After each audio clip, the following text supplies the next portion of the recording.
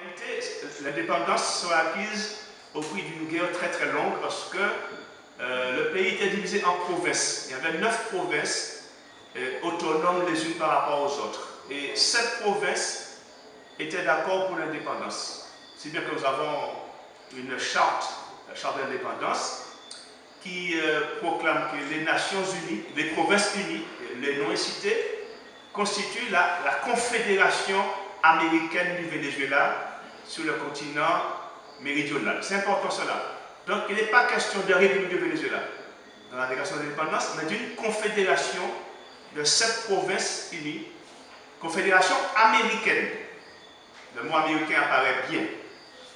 Ça veut dire que nous avons en germe l'idéal que Bolivar va défendre toute sa vie, c'est-à-dire l'idée qu'il fallait que sur les ruines de l'empire espagnol colonial se construise un seul État qui prendrait la forme d'une fédération ou d'une confédération, parce que le Venezuela a été appelé confédération, mais Bolivar, par la suite, va essayer d'organiser une confédération des pays hispano-américains. Alors, guerre civile qui commence aussitôt, parce que certaines provinces, 2 provinces notamment, refusent d'adhérer à la confédération, mais aussi parce que même dans les provinces favorables à l'indépendance, toutes les classes sociales, toutes les couches de la population n'étaient pas acquises à l'indépendance. Donc la guerre civile a démarré aussitôt et elle a pris un caractère social et racial. Pourquoi? Parce que les Espagnols, je ne vais pas trop détailler, s'il le faut, vous pouvez poser des questions, les Espagnols étaient une minorité au Venezuela. 12 000 seulement Espagnols, il y avait environ 70 000 blancs en tout.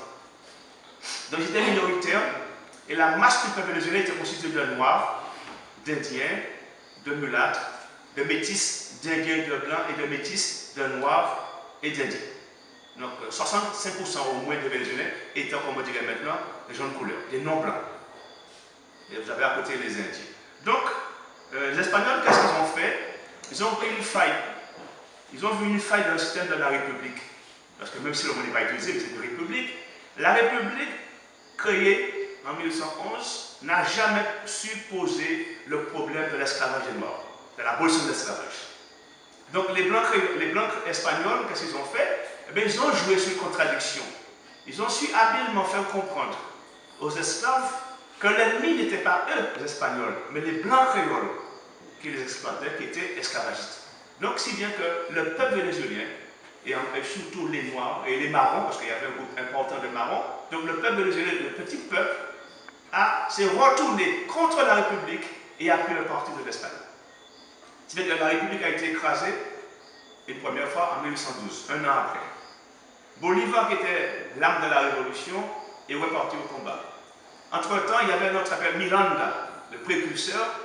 Le précurseur a été livré aux Espagnols en 1912. On l'a accusé de trahison. Il a été livré aux Espagnols parce qu'il avait signé un accord qu'il n'aurait pas dû signer.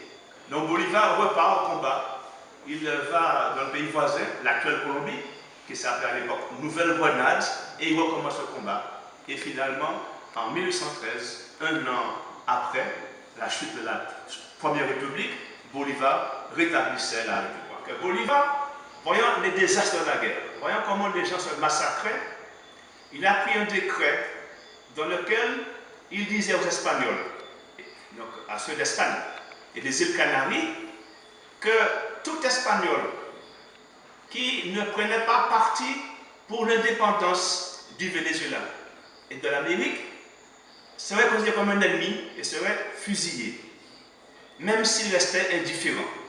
Autrement dit, il sommait les Espagnols qui combattaient au Venezuela, qui étaient indifférents, de devenir vénézuéliens, de se proclamer vénézuéliens ou bien américains, sinon ils étaient éliminés.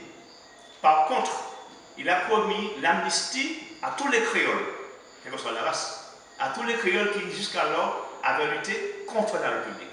Il dit même les plus criminels d'entre vous, vous serez pardonnés parce que vous êtes créoles, vous êtes américains.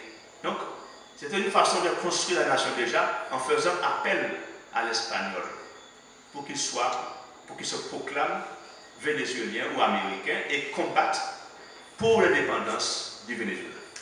Donc ça a été appelé le décret de guerre à mort, signé en juin 1813.